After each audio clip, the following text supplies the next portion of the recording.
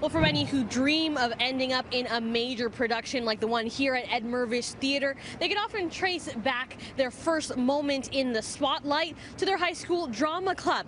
But it may be lights out for a popular high school arts competition. The Sears Drama Festival has seen thousands of aspiring actors hit their stage over the last 7 decades. But after their sole sponsor filed for credit protection, they fear it may be the end of the run.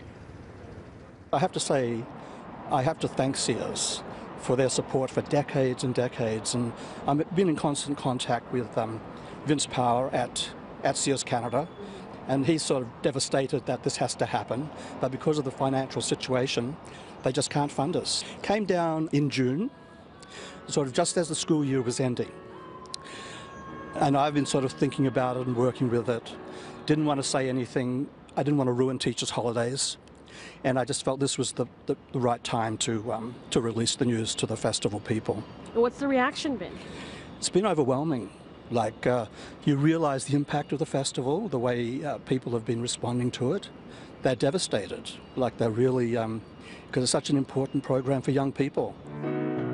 The festival ran in Ontario, BC, and in Atlantic provinces, and here in Ontario, about 12,000 students took part each year. The awards included scholarship money for students who were attending performance arts schools, and not just for actors, but also writers, directors, and technical crew. And many of the grads have gone on to pursue professional careers in acting. Some of the most famous alumni include Rachel McAdams and Keanu Reeves.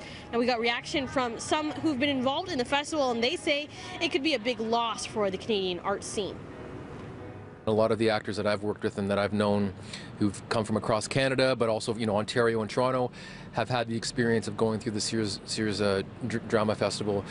So you got to think it's had a huge impact on their life choices and their trajectory. And kids who have nothing to do with theater at all, having the chance to do that was a huge growing experience for anybody who got to be involved. And it's I really hope somebody steps in and helps us to continue. Would be just another shovel of dirt on the grave. The boards of education have cut back funding for drama departments. The faculties of education no longer train drama teachers. So the kids aren't being, won't be exposed, and this was one of their ways, if not to become actors or directors or playwrights, but to have an appreciation for the arts.